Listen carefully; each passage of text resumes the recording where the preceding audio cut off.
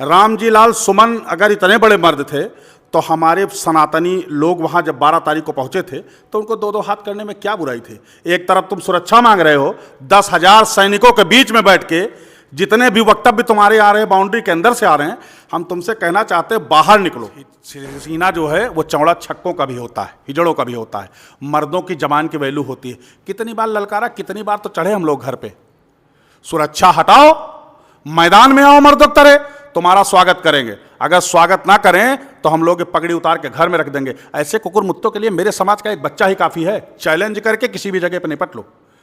बड़बोलापन पे इतना मत बोलिए। इस भारत में जब भी कानून ताक पे हुआ है तो बड़ी बड़ी हत्याएं हो गई। पीडीए का फुल फॉर्म समझिए आप, पाकिस्तान डेवलपमेंट एजेंसी। ये पाकिस्तान के फंडेड लोग हैं। ये केवल भारत का माहौल खराब करना चाहते हैं। राम जी लाल सुमन अगर इतने बड़े मर्द थे तो हमारे सनातनी लोग वहां जब 12 तारीख को पहुंचे थे तो उनको दो दो हाथ कर। द्वंद्व कहां तक पाला जाए, युद्ध कहां तक टाला जाए।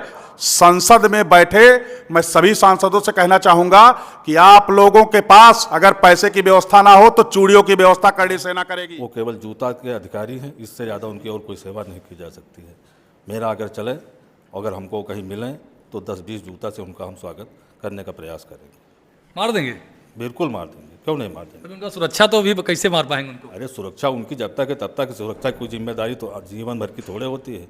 मिलेंगे कभी तो मिलेंगे वो, और उनका स्वागत जूता से ही किया जा सकता है और कोई किसी के पात्र नहीं। राम जी लाल सुमन की अभद्र टिप्पणी महाराणा सांगा पर, महाराणा सांगा को गद्दार कहना पूरे देश में वो चर्चा का विषय है। महाराणा सांगा के ऊपर जो टिप्पणी की, उसके बाद माफ़ी ना मांगना राम जी लाल सुमन का, जो पीडीए के सांसद है।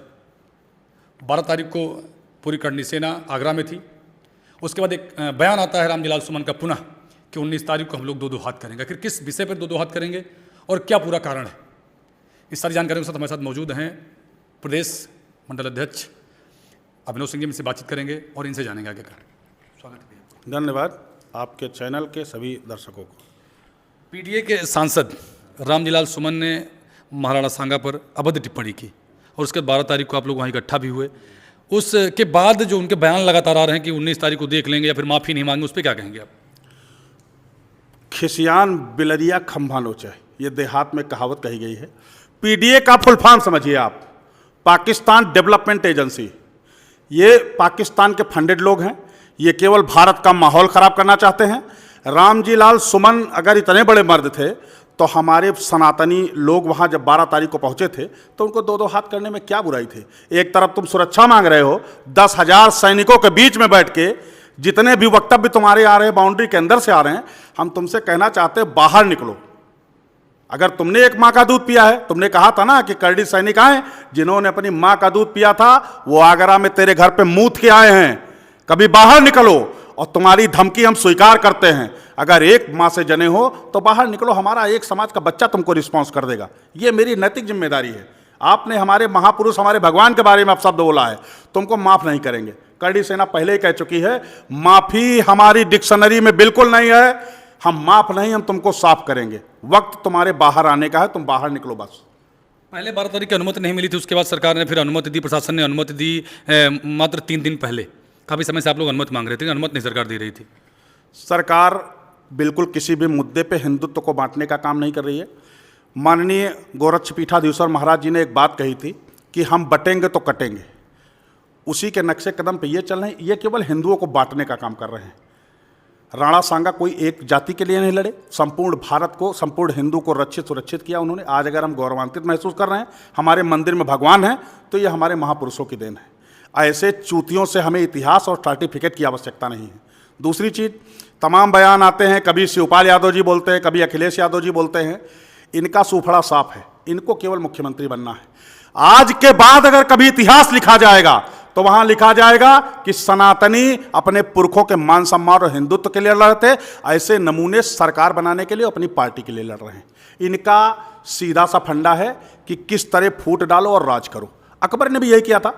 वो भारत आया तो कोई सेना उसने बाहर से लेके नहीं आया। वो जितने भी आक्रांता आए, कोई सेना बाहर से नहीं लेके आया, क्योंकि उनको यहाँ के गद्दारों पे भरोसा था। आज ये जितने लोग दहाड़ रहे हैं ना, सोशल मीडिया के गैंगस्टर, हम कहते हैं बाहर निकलो, तुम्हारा इलाज हम लोग बहुत बखूबी करना जानते हैं।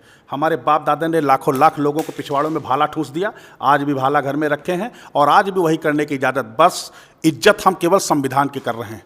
जिस दिन हम संविधान ताक पे रख देंगे, जैसे उस राम जी लाल सुमन ने रखा, हम उसको राम जी लाल सुमन कहना भी गलत समझते हैं। नाम क्या है उनका? राम जी लाल सुमन। नाम पहले उनका देखिए। दूसरे एक विधायक आ जाए, इंद्रजीत, नाम उनका रावण के लड़के का नाम मेघनाथ, इंद्रजीत। नाम ही इनके इतने विचित्र हैं। एक तरफ तुम कहते हो मैं दलित हूं, दलित सबरी भी थी जिनके जूठे बेर भगवान राम ने खाए थे। तो हमसे सारी परिभाषा है। कहते हैं कि बौद्ध धर्म जो है, मंदिरों के नीचे बौद्ध धर्म का मंदिर है। अरे बौद्ध जी का भी इतिहास पढ़िए, वो भी क्षत्रिय ही थे, भगवान राम भी क्षत्रिय हैं। तुम किस भगवान के पास जाइएगा, जहां जाइएगा क्षत्रिय ही मिलेगा आपको। बिना ठाकुर के कोई पूजा नहीं हो सकती। हर मंदिर में ठाकुर है, जहाँ जाइएगा हमें पाइएगा। बस हर मंदिर में ठाकुर है। ठाकुर की पूजा तो आपको करनी ही पड़ेगी। दीन बंधु दुखहर्ता तुम ठाकुर मेरे। ठाकुरों के बिना इस पृथ्वी की हिंदुत्व की कल्पना नहीं हो सकती है। इतिहास उठा के देखिएगा, जितने भी युद्ध आप लड़ेंगे केवल राजपुताना ही युद्ध लड़ा है। आज भी सियाचिन ग्लेशियर जैसी बर्फीली जगह पे जहां -डिग्री टेम्परेचर होता है, वहां भी राजपूत राइफल ही तैनात है। जहां गोली खाना हो वहां हम आगे आए, और जहां मलाई चाटनी हो वहां तुम आरक्षण की बात कर दो। आज दलित भी मूर्ख नहीं रह गया।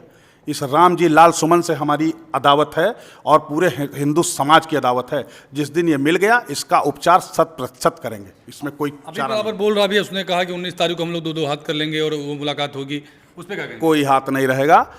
उनका हाथ ही बेकार है। सीना जो है वो चौड़ा छक्कों का भी होता है, हिजड़ों का भी होता है। मर्दों की जबान की वैल्यू होती है। कितनी बार ललकारा, कितनी बार तो चढ़े हम लोग घर पे। सुरक्षा हटाओ, मैदान में आओ, मर्दों की तरह तुम्हारा स्वागत करेंगे। अगर स्वागत ना करें तो हम लोग पगड़ी उतार के घर में रख देंगे। ऐसे कुकुर मुत्तों के लिए मेरे समाज का एक बच्चा ही काफी है। चैलेंज करके किसी भी जगह पर निपट लो। बड़बोलापन पे इतना मत बोलिए। इस भारत में जब भी कानून ताक पे हुआ है तो बड़ी बड़ी हत्याएं हो गई हैं। आपके चैनल के माध्यम से मैं कहना चाहता हूं, ये वही देश है। राजीव गांधी मार दिए गए, इंदिरा गांधी मार दी गई, गांधी जी मार दिए गए, फूलन देवी मार दी गई। सुरक्षित हैं आप? संविधान के दायरे में पुलिस के पास जब तक बैठा तब तक तो सुरक्षित है। जिस दिन तू निकलेगा, तेरी दवाई करड़ी सेना वाले जरूर करेंगे।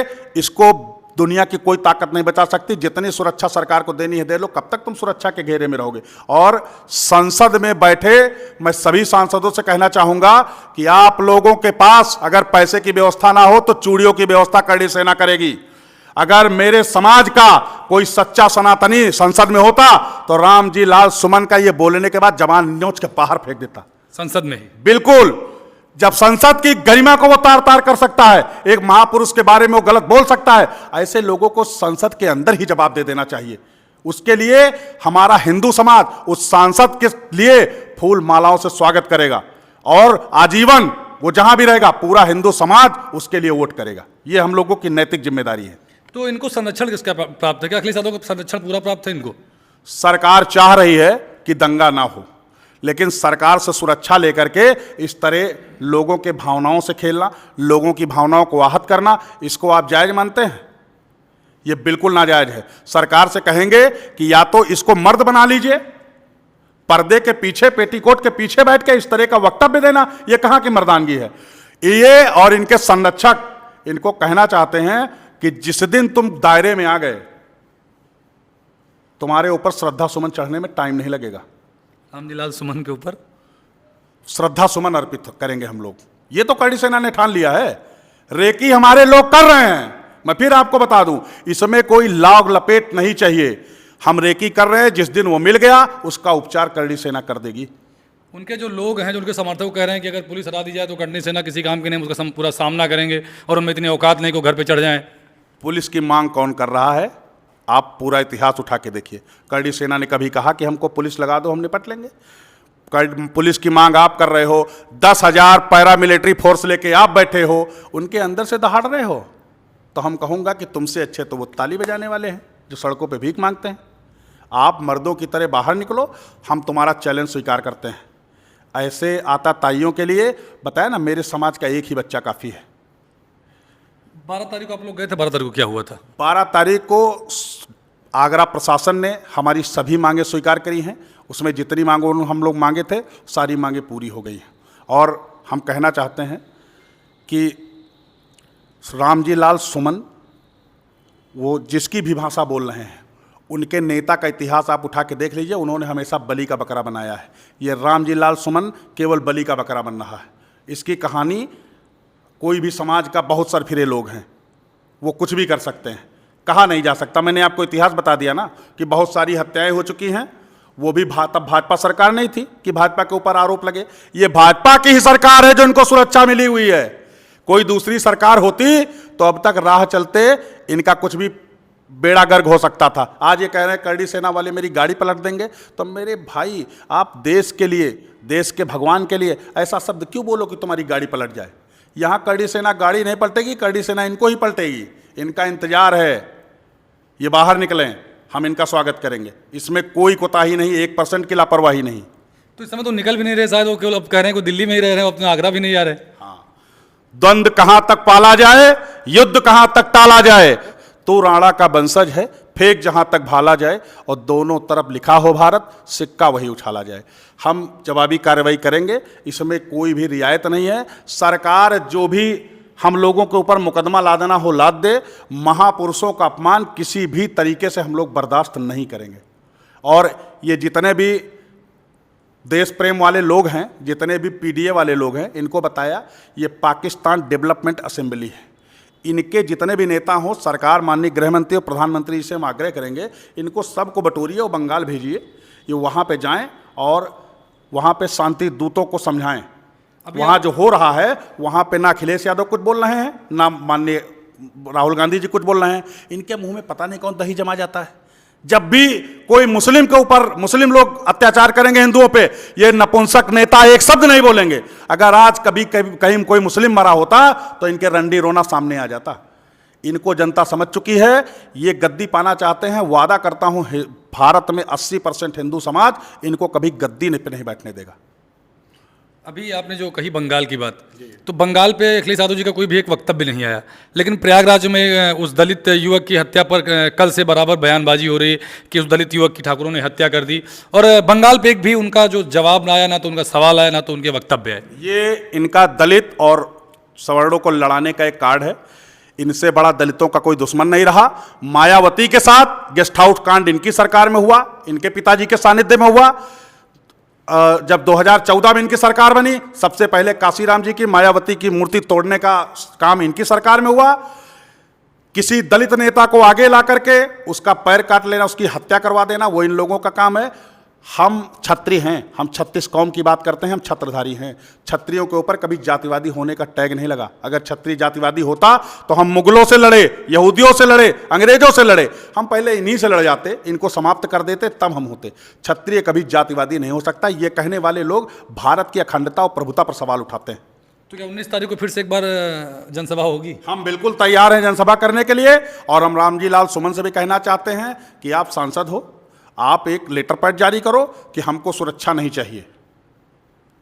कह दें, हम लोग तो सरकार पे उंगली नहीं उठाने देना चाहते कि कोई हमारी सरकार को टारगेट करे, कोई हमारे हिंदुत्व को टारगेट करे।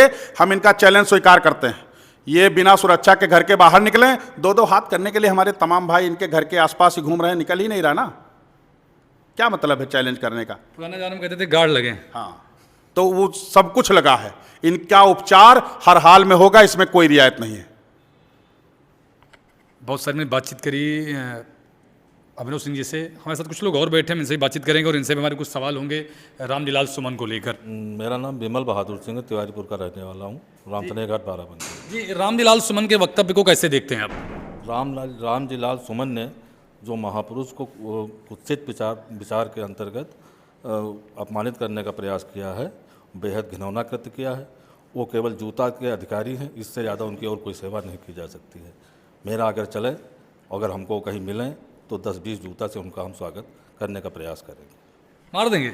बिल्कुल मार देंगे, क्यों नहीं मार देंगे। उनका सुरक्षा तो अभी कैसे मार पाएंगे उनको? अरे सुरक्षा उनकी जब तक है तब तक सुरक्षा की कोई जिम्मेदारी तो जीवन भर की थोड़े होती है। मिलेंगे कभी तो मिलेंगे वो, और उनका स्वागत जूता से ही किया जा सकता है और कोई किसी के पात्र नहीं। आखिर क्यों बयान क्यों दिया इन्होंने, किसके सह पे बयान दिया? कुछ नहीं, वो केवल दलित को सवर्णों से अलग करने का प्रयास है, इससे ज़्यादा और कुछ नहीं। और जानबूझकर उसने इतिहास को छेड़ने का प्रयास किया है। बाकी वो जानता सब कुछ है कि राणा सांगा के खिलाफ जो उसने वक्तव्य जारी किया है, वो जानता है कि मैं गलत कह रहा हूँ, लेकिन फिर भी कह रहा है। केवल उसका राजनीतिक मामला यह है कि वो चाहता सवर्ण दलित से अलग हो जाए, हिंदुओं को तोड़ने का काम करने का प्रयास कर रहा है। चुनाव जीत नहीं रहे। चुनाव कहाँ जीतेंगे? इससे कोई इतना मूर्ख नहीं रह गया कि किसी को तोड़ने से टूटेगा। हर सनातनी जाग रहा है, वो समझ रहा है कि तुम्हारी चाल क्या है, तुम चाहते क्या हो। उसमें दोबारा इनका प्रयास जो है कभी कामयाब नहीं होना है।